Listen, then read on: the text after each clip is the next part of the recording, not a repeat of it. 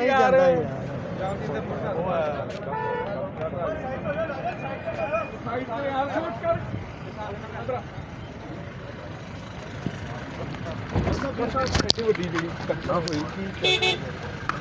मैं समझता हूँ कि ये पहले से ही कोशिश कर रहे थे।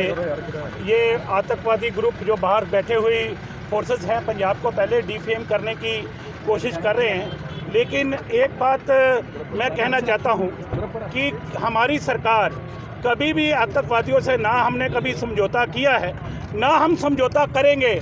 और एक बात मैं कहना चाहता हूँ कि ये इनके साथ लड़ने के लिए हमारी सरकार, हमारे पंजाब के लोग बिल्कुल तत्पर तैयार हैं और पंजाब से पे आतंकवाद के साथ कॉम्प्रोमाइज नहीं किया जा सकता।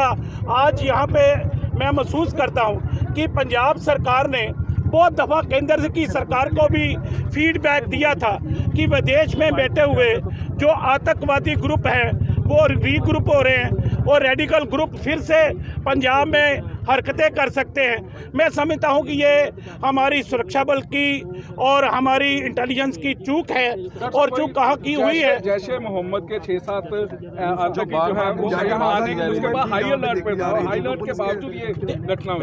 बिल्कुल सही है। आपने कहा कि हमारा पंजाब बिल्कुल हाई अलर्ट पे है, हमारी फोर्सेस बिल्कुल हाई अलर्ट पे थी और फिर भी ऐसे मौका वो तलाश लेते हैं कि यहाँ पे कोई जाने वाला ना हो। ये गांव है और ये यहाँ पे ऐसी घटना हुई है। अभी हम लोग आए हैं और कहाँ चुक हुई है और उसके बारे में भी इन्वेस्टिगेशन होगी। और मैंने आपको कहा है एक बात के लिए कि आप सब दोस्त जानते हो कि पंजाब को पहले ही बहुत दफ़ा उन लोगों ने कोशिश ऐसे की है, फिर कोशिश उन लोगों ने ऐसी की है, लेकिन पंजाब के लोग हमेशा बहादुरी से इन सब का मुकाबला करते रहे हैं और हम डरने वाले नहीं हैं। फिर इनका मुकाबला करेंगे, चाहे जितना भी जोर लगा लें, आतंकवादी पंजाब को बर्बाद नहीं होने देंगे। पुलिस का फेलियर नहीं है लगता? मैं कह रहा हूँ कि सुरक्षा बल का फेलियर है, इंटेलिजेंस का फेलियर है, चाहे केंद्र की है चाहे पंजाब की है। ठीक है।